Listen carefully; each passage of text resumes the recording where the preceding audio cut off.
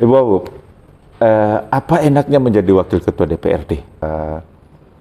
Dengan pengalaman yang saya sudah sampaikan kepada masyarakat dan pemirsa Medium TV, mungkin masyarakat Sinjai pada khususnya tentunya dan masyarakat Sulawesi Selatan dan Indonesia pada umumnya belum terlalu banyak tahu Ibu Haja Kartini ini lahir dari keluarga apa, meniti bagaimana masa kecilnya, mengecap pendidikan sampai dipercayakan oleh rakyat Sinjai menjadi anggota DPRD dan akhirnya sekarang menjadi wakil bupati. Mungkin bisa berbagi cerita Ibu Abu, silakan. Terima kasih Pak. Ya, masa kecil saya itu habis di pedesaan. Oh, ya. Di pedesaan ya? Ya, saya lahir dari desa yang namanya Manimpahoi. Oh, desa Manimpahoi, ya, kecamatan? Desa Tengah, kecamatan Sinjai Tengah. Oh, Sinjai Tengah, oke. Ya, okay. Bapak saya itu awalnya seorang kepala desa, kurang lebih 30 tahun. Kepala desa selama 30 tahun, Bu, ya? 33 ya, tahun. Ya. Jadi memang titik, darah menjadi pemimpin memang sudah ada ya, Bu, ya? Sudah, kayaknya mengalir, Pak. Iya, oke. Terus? Terus terakhir dia itu menjadi seorang legislator. Oh, ya. Sempat masuk legislator juga? Satu periode. Satu periode itu dia merasa bahwa kemampuan fisiknya sudah tidak mampu, akhirnya memberikan amanah ke saya.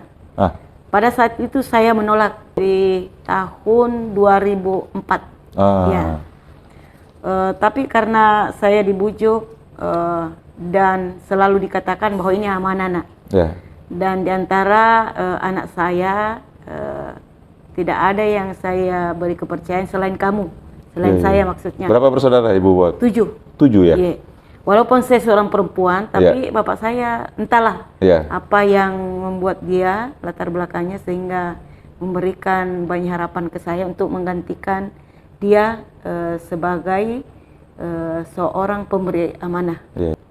Dan selalu mengatakan bahwa saya ini masih banyak amanah rakyat yang tentu ini saya harus jalankan, tapi kemampuan fisik saya sudah tidak mampu, sehingga saya melihat anak saya ini lebih mampu dari saya, sehingga ditunjuklah saya. Pada saat itu saya masih konsultan pemberdayaan masyarakat desa. Oh, iya, konsultan pemberdayaan masyarakat desa. Dia katakan bahwa dari segi pendidikan, sepertinya kamu lebih mampu dari saya. Saya ini hanya seorang dulu latar belakang sekolah rakyat. Kamu itu seorang sarjana dan seorang konsultan yang memang selalu terjun di desa.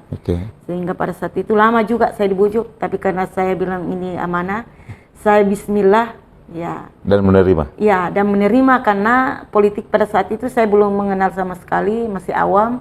Dan hanya segelintir orang mengatakan bahwa politik itu kotor. Ya. Sehingga mungkin itu yang membuat saya agak berat masuk. Tapi setelah saya menjalani, pada saat itu sistem pemilu masih sistem nomor urut. Oh iya, nomor urut. Nomor urut. Saya 2009, betul. Sebelumnya itu saya ditempatkan di nomor urut 4 karena saya baru masuk.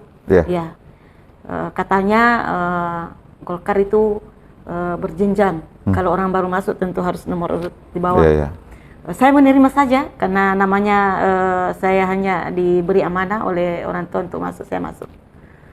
Bismillah, pada saat itu langsung dimasukkan calon legislatif. Pada saat itu Dapil 4 Sinjai Tengah Sinjai Barat, saya yang terbesar jumlah pemilih pada saat itu. Oh iya. Tapi karena sistem masih nomor urut, saya nomor urut 4, akhirnya nomor 1, 2, 3 terpilih. Padahal di antara itu saya yang terbesar. Iya. 2009 itu, Bu, ya? Sebelum. Oh, 2004? Iya. Oh iya. Pada saat itu justru saya menerima dengan legowo. Saya katakan justru ini momen untuk saya banyak belajar. Betul. Oke. Alhamdulillah saya menerima. Yang kecewa pada saat itu bapak saya, karena dia menaruh harapan sekali untuk saya sudah terpilih pada saat itu. Tapi justru pembelajaran buat saya bahwa saya harus memang belajar politik karena namanya baru terjun. Alhamdulillah dengan dasar itu saya dipercaya menggantikan beliau untuk pimpinan kecamatan. Oh, pimpinan kecamatan Partai Golkar. Oh, ya. Alhamdulillah saya dipercaya, saya menerima amanah itu dan alhamdulillah saya sudah merasa belajar dengan ilmu politik asyik juga rasanya. Iya. Dapat chemistry-nya Bu ya? Iya. Akhirnya saya 2009 masuk lagi untuk periode selanjutnya dengan jumlah sistem pemilih pada saat itu bukan lagi nomor urut. Iya. Suara terbanyak. Suara terbanyak. Alhamdulillah karena masih tetap suara terbanyak dari dapil 4. Alhamdulillah saya dipercaya dan terpilih. 2009? Iya. 2009 itu saya juga kaget karena langsung diberi amanah menjadi pimpinan DPRD. Iya. Yang sebelumnya kan ini kita belum pernah menjadi anggota. Tiba-tiba langsung dipercaya jadi pimpinan. Maka dipanggillah saya ke provinsi menghadap sama Pak Ilham pada saat itu Ketua Golkar. Ada Pak Rum, ada Pak Andi Icul, ada beberapa petinggi Golkar. Dan pada saat itu mengatakan Bismillah saja, nanti kita di belakangmu semua ini. Iya. Saya Bismillah, saya menerima karena namanya amanah, menjadilah wakil ketua DPRD di periode 2009 ke 2014 ya. Oke. Alhamdulillah pada saat itu setelah menjadi wakil ketua semakin banyaklah pengalaman, dipercaya lagi menjadi sekretaris Partai Golkar. Semakin bertambahlah pengalaman saya dan selalu saya mengatakan bahwa ini niat saya bagaimana membesarkan Partai Golkar dan ini amanah. Selain dari orang tua, tentu amanah yang lebih besar dari rakyat. Karena sudah menaruh harapan ke saya selaku perwakilan pada saat itu dari Dapil 4 Sinjai Tengah Sinjai Barat. Tapi namanya kita sudah jadi pimpinan, tentu gaungnya lebih besar, jangkauannya lebih besar, tentu skala Kabupaten Sinjai. Sehingga itulah yang memotivasi saya bagaimana saya bisa berbuat baik, bagaimana rakyat bisa percaya kepada saya. Hanya dengan kepercayaan itu, alhamdulillah setelah terpilih periode pertama, periode selanjutnya alhamdulillah terpilih lagi, maju lagi Dapil 4 dengan suara terbanyak lagi dari Partai Golkar.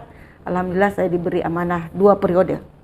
Di periode kedua saya baru kurang lebih berjalan belum sampai 2 tahun, saya diajak oleh Pak Andi Rudianto Sapa pada saat itu untuk bagaimana saya dilamar menjadi wakil bupati bersama anaknya. Dengan Pak Seto ya? Alhamdulillah saya banyak merenung, banyak berpikir, dan pada saat itu tantangan terbesar saya adalah karena dengan berlakunya PP 16 itu tunjangan dewan meningkat pendapatannya. Tapi karena saya tidak berpikir, karena saya katakan pada saat itu karena ini amanah, tentu saya tidak boleh memperhitungkan persoalan pendapatan. Tapi karena persoalan pendapatan itu sudah urusan Tuhan. Dan lama saya merenung kurang lebih 7 bulan, saya mengiyakan, saya Bismillah karena saya ini mau lebih besar lagi manfaat terhadap masyarakat Kabupaten Sinjai. Alhamdulillah saya Bismillah, saya berpasangan sama Pak Andi Seto. Alhamdulillah dengan izin Allah Subhanahu Wa Taala saya terpilih. Pada saat itu menjadi wakil bupati. 2018 saya dilantik pada bulan 9. Alhamdulillah ini sudah kurang lebih 3 tahun berjalan. Alhamdulillah amanah itu mudah-mudahan insyaallah saya bisa pegang baik-baik dan insyaallah kami mampu mempertanggungjawabkan sampai di 2023. Insyaallah semoga masyarakat Sinjai tetap mempercayai dan memberikan amanahnya kepada saya, sehingga itulah yang saya pegang bahwa saya sudah berikrar untuk masyarakat Sinjai. Amin ya rabbal alamin. Wah, sangat luar biasa perjalanan yang tidak pernah direncanakan perjalanan yang tidak pernah direncanakan dan ini menjadi jalan-jalan Tuhan. Terus bagaimana masa-masa sekolah di mana gitu, mulai dari SD di mana sampai sekarang sudah S2? Alhamdulillah pada masa kecil saya, menurut cerita orang-orang tua, saudara-saudara terdekat katanya saya pemalu.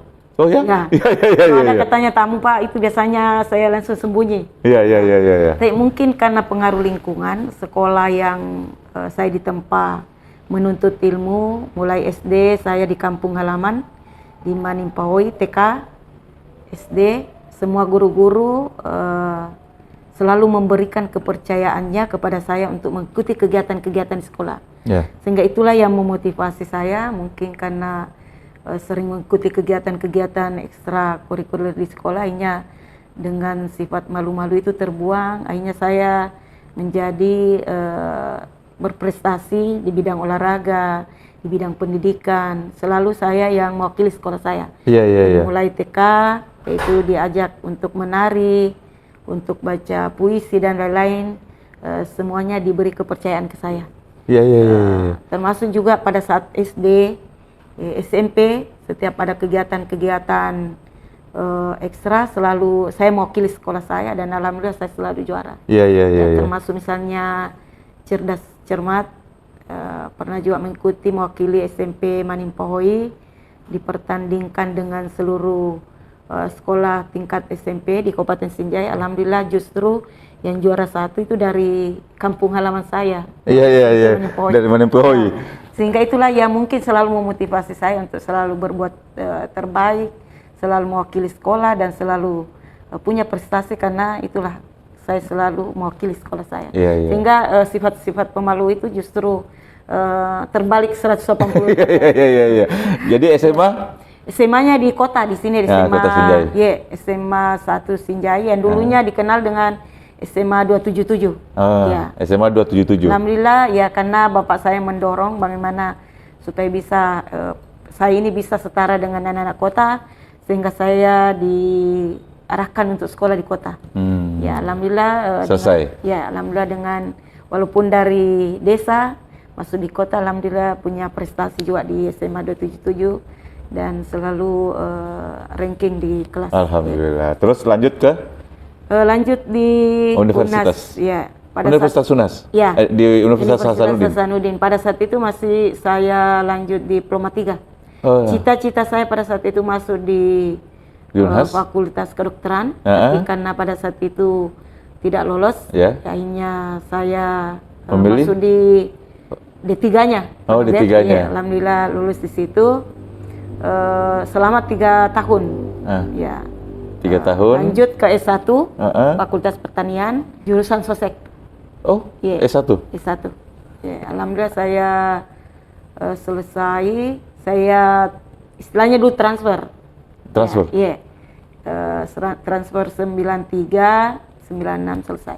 93, 96 selesai ya.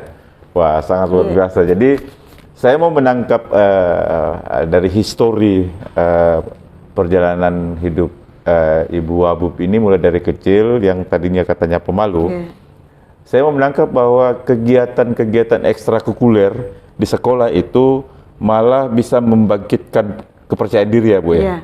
Dan Ibu itu terjadi sama Ibu Wabub. Saya rasakan. Karena banyak mengikuti kegiatan-kegiatan ekstrakurikuler, akhirnya interaksi dengan teman-teman apa segala macam, dan itu membangkitkan kepercayaan diri. Gitu ya Bu ya? Ibu Wabub sekarang sudah melewati beberapa pengalaman menjadi anggota DPRD, 2 periode wakil ketua gitu. Terus sekarang menjadi wakil bupati. Kan orang bilang ini, wah Ibu Wabub ini spesialis wakil. Spesialis wakil ketua DPRD 2 periode. Ini wakil bupati 1 periode nih ya. Nanti kita tidak tahu ke depannya apa yang mau terjadi. Ibu Wabub, apa enaknya menjadi wakil ketua DPRD dan apa bedanya menjadi wakil bupati? Kalau persoalan enaknya, bagi saya pribadi enaknya itu mampu menolong orang. Kalau ada hal-hal yang dibutuhkan masyarakat, tiba-tiba kita mampu memenuhinya, alhamdulillah ada perasaan yang luar biasa ya. Dan demikian pun juga konstituen kita merasa bahwa dengan terbantukannya, walaupun menurut kami itu tidak berarti, tapi yang menurut konstituen itu berarti sekali. Aduh luar biasa Pak, diingat terus itu. Sampai kita merasa kayak penolongnya. Itulah yang saya rasakan, dan bedanya itu dengan wakil bupati sekarang justru waktu saya semakin padat sekali Pak. Dibanding waktu saya masih legislatif, masih bisa santai. Kalau ini alhamdulillah justru saya nikmati tersendiri, Pak. Iya. Tantangannya berbeda ya. Mungkin orang luar melihat bahwa kelihatan capek sekali bagaimana, tapi ya itulah tersendiri karena saya nikmati tersendiri dan itulah kuasanya Tuhan. Saya rasanya semakin bermanfaat. Semakin enjoy, semakin bermanfaat bagi orang banyak ya, Bu ya. Ibu Abu, masih ingat enggak apa pertimbangan paling mendasar sehingga Ibu kan waktu itu diperharapkan begini, 2018 kan? Iya. Masa jabatan Ibu sebagai Wakil Ketua DPRD kalau tidak salah masih ada 1 tahun. Kurang lebih 2 tahun. Kurang lebih 2 tahun ya, Wakil Ketua DPRD. Terus mau meninggalkan DPRD, begitu maju di calon Wakil Bupati yang belum bisa kita pastikan apakah kita mau terpilih atau tidak ini, kan kita. Pasti ada pertimbangan yang paling mendasar sampai Ibu Abu mengambil keputusan Bismillah saya maju menjadi Wakil Bupati. Masih ingat enggak, Bu? Apa yang pertimbangan? Masih ingat sekali, Pak. Iya, silakan Bu. Yang saya ingat pada saat itu tentu ruang untuk mengabdi lebih besar. Saya katakan pada saat itu karena teman-teman DPR mengatakan pada saat itu pesimis, Pak. Kenapa mau pindah menjadi wakil bupati itu kan belum pasti. Sedangkan ini sudah kursi empuk sudah pasti. Saya katakan ini kalau rakyat membutuhkan dan saya merasa mungkin manfaatnya lebih besar kalau jadi wakil, saya harus menjadi wakil bupati.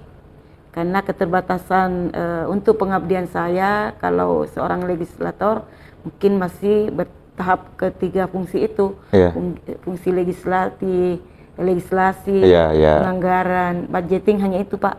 Kalau wakil bupati ruang lingkupnya besar. Ruang lingkupnya besar. Jadi untuk pengabdian jauh lebih besar. Iya. Artinya pertimbangan dasarnya bahwa ruang pengabdiannya lebih besar dibanding menjadi Wakil Ketua DPR. Nah, Bu Abu, mohon maaf kalau saya memberi sedikit pertanyaan yang sedikit menggelitik. Nah, ketika jadi Wabub, ya kan, yang dengan harapan bisa membantu orang dengan segala otoritas dan job description yang sudah diatur oleh undang-undang, pasti Bu Wabub punya mimpi-mimpi untuk mewujudkan bahwa saya lebih bermanfaat lebih banyak kepada orang begitu. Nah, setelah jadi wakil, apakah itu didapatkan, Ibu? Setelah jadi wakil bupati, justru apa yang menjadi harapan saya untuk pengabdian yang lebih besar itu masih terbatas, Pak.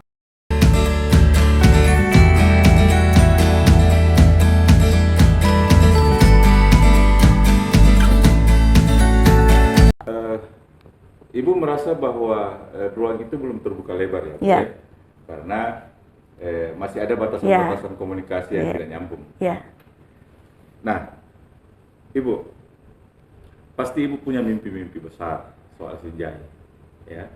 Makanya Ibu mengambil keputusan untuk meninggalkan kursi Wakil Ketua DPR dan bertarung menjadi Wakil Bupati mendampingi Pak Andi Seto waktu itu. Apa mimpi-mimpi besarnya Ibu Abu tentang Sinjai sebenarnya? Sinjai ini insya Allah mudah-mudahan bisa setara dengan kabupaten tetangga, minimal bisa lebih duluan, lebih maju dibanding daerah-daerah sekitar. Ada beberapa hal yang Sinjai ini masih kekurangan, terutama persoalan air bersih kita. Tapi alhamdulillah kita sudah mulai dengan adanya balantiang ini, cuman masih belum maksimal, sehingga khusus untuk kota ini masih butuh air bersih. Kota masih butuh, terutama di daerah Lapa. Sehingga itulah yang memicu saya bagaimana supaya ini air bersih dulu yang harus kita utamakan. Yang kedua persoalan listrik. Persoalan listrik kita ini di Kabupaten Sinjai belum sepenuhnya, masih ada beberapa dusun yang belum teraliri listrik. Kota? Dusun ya? Kalau kota sudah alhamdulillah di desa-desa di kecamatan terutama juga di bidang perikanan. Perikanan ini belum maksimal juga. Terutama kita ini 2 kecamatan yang alhamdulillah potensial untuk perikanan, untuk kecamatan Sinjai Utara, Sinjai Timur. Tinggal kita memaksimalkan.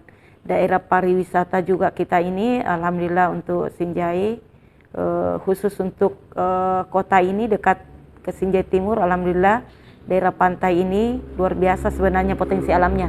Terutama hutan bakau kita itu kurang lebih 700 hektar. Sama juga Bu ya? Iya. 700 hektar. Iya.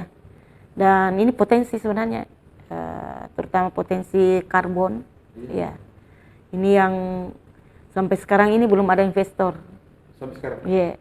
Sehingga kita berharap ini bagaimana investor bisa masuk di Kabupaten Sinjai, terutama misalnya di bidang perikanan, bidang pariwisata, bidang pertanian. Alhamdulillah kalau untuk salah satu sektor pendapatan kita di bidang pertanian adalah alhamdulillah itu yang sangat menopang. Terkhusus misalnya di Kecamatan Sinjai Barat ada kopinya, ada hortikulturnya. Termasuk ada 2 kecamatan, termasuk Kecamatan Sinjai Barat, Kecamatan Sinjai Borong khusus untuk kopi. Dan ini kalau kita maksimalkan, ini bisa menjadi peluang pendapatan masyarakat kita. Jangan hanya misalnya petik langsung olah, tapi bagaimana bisa jadi kemasan-kemasan dalam bentuk versi yang lain. Ya, supaya bisa menjadi pendapatan, peningkatan pendapatan. Karena salah satu faktor yang pendapatan asli daerah kita ini masih harus digenjot terus, masih rendah karena masih kurang lebih 100 miliar. 100 miliar Ya. pendapat PAD. Iya, pendapatan asli. Ya. Siapapun jadi pemimpin ke depan ini yang harus kita pacu bagaimana pendapatan asli daerah Kabupaten Sinjai bisa meningkat. Ya. Karena kurang lebih sudah 458 tahun ini, ya kita baru-baru peringati ulang tahun Sinjai. Tentu harapan saya bagaimana bisa lebih sejahtera masyarakatnya, bagaimana bisa pendapatannya lebih meningkat. Oke. Bu, mungkin bisa diminum Bu. Iya, silakan Pak. Iya. Tertarik ini Bu. Iya. Ini termasuk kerajinan tangan ya Bu? Iya. Kerajinan tangan asli Sinjai? Asli Sinjai Pak, dari Kecamatan Sinjai Borong ini. Ini kulit kayu ini. Kulit kayu? Ya, dan kulit kayunya ini harus hanya ada di Kecamatan Sinjai Borong. Wah, ya. Termasuk ini Bu ya? Iya, termasuk ini. Jadi produksinya di Sinjai ini Bu ya? Iya. Luar biasa, ada kue. Ada kue kayaknya. Ada kue cucur. Luar biasa. Ya. Ini sebenarnya potensi untuk bisa dipasarkan keluar ini. Iya. Iya. Kreatif juga. Silakan Bu, minum. Iya, silakan Pak.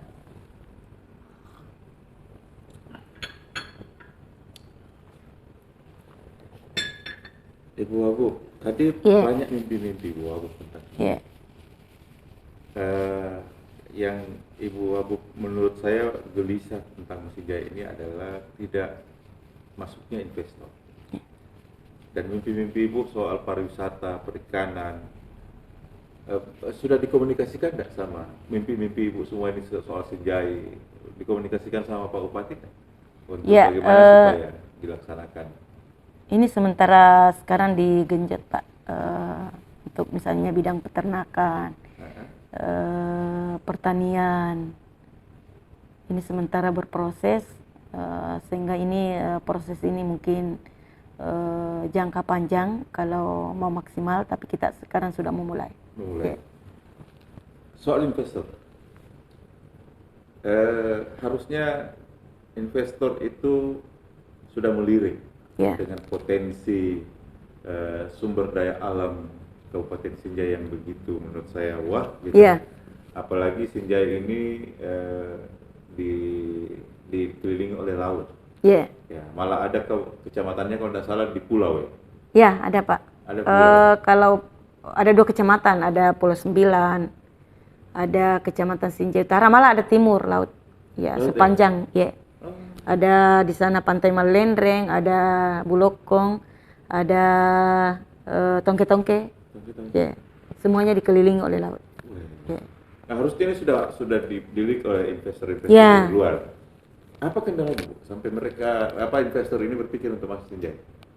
Sampai sekarang saya belum tahu pasti apa kendalanya, Pak, karena sudah beberapa kali saya dengar-dengar mau ada investor, tapi sampai sekarang belum ada satupun. Ya. Padahal kalau di sana keindahan alamnya jauh lebih indah kalau saya melihat daripada Bali. Oh ya? Iya, cantik sekali, Pak. Laut lepas. Tongke-tongke itu? Iya, tongke-tongke itu, kalau tongke-tongke itu hutan mangrove-nya yang indah. Ya. Terus yang Ibu bilang lebih Laut indah lepas, dari Bali? iya, sekitar itu, Pak. Sekitar itu? Iya. Ada enggak investor yang pernah masuk lewat Ibu? Belum pernah. Belum pernah? Iya.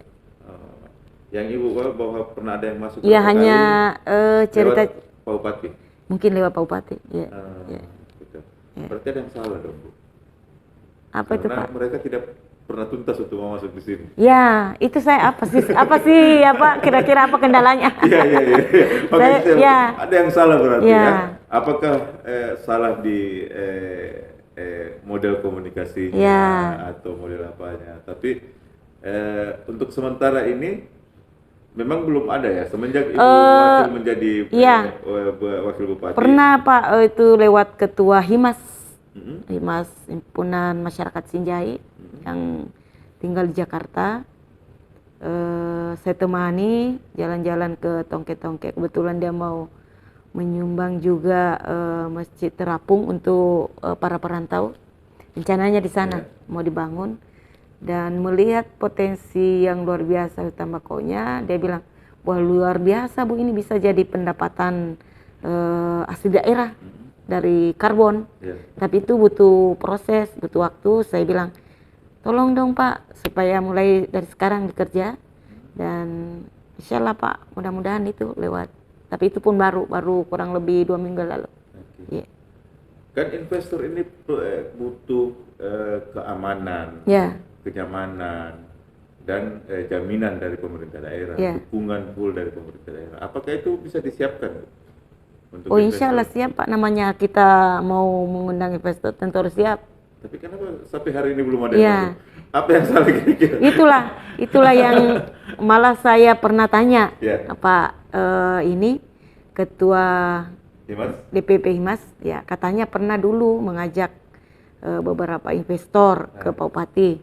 Cuma masalahnya pada saat di awal pandemi COVID, sampai sekarang di situ putus komunikasi.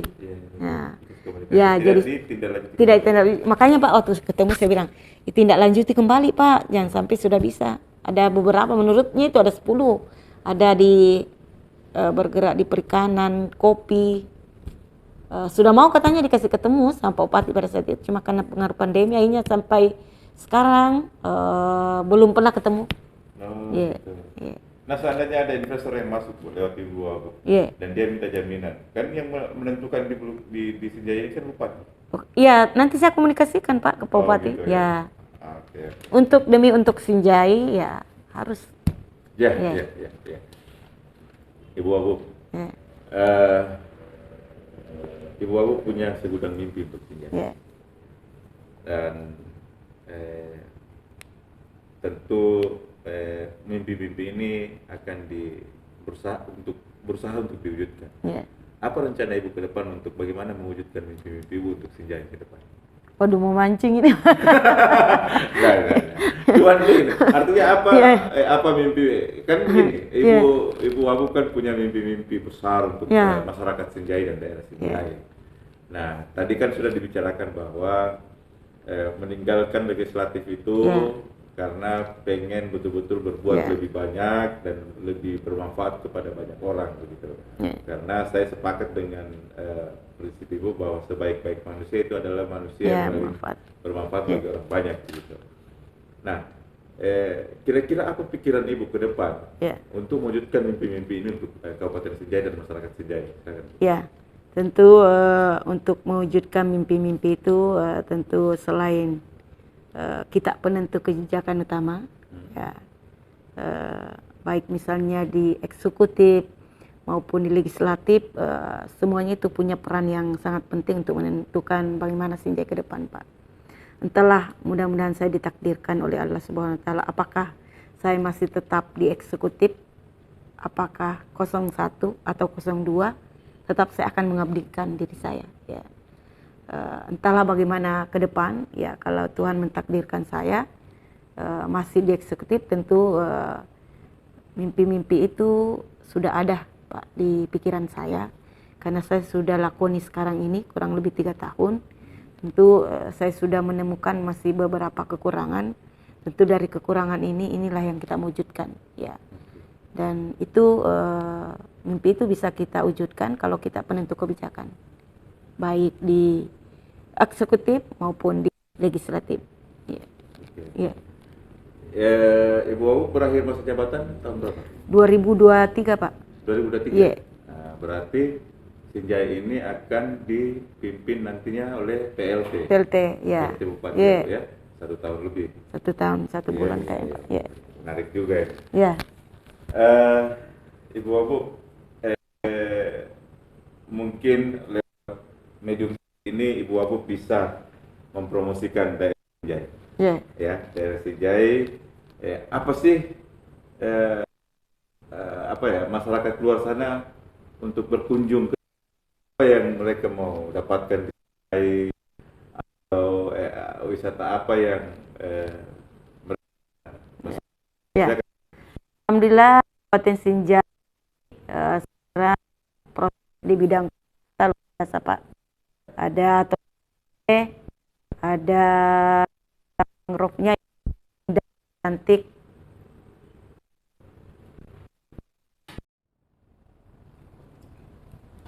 Ya.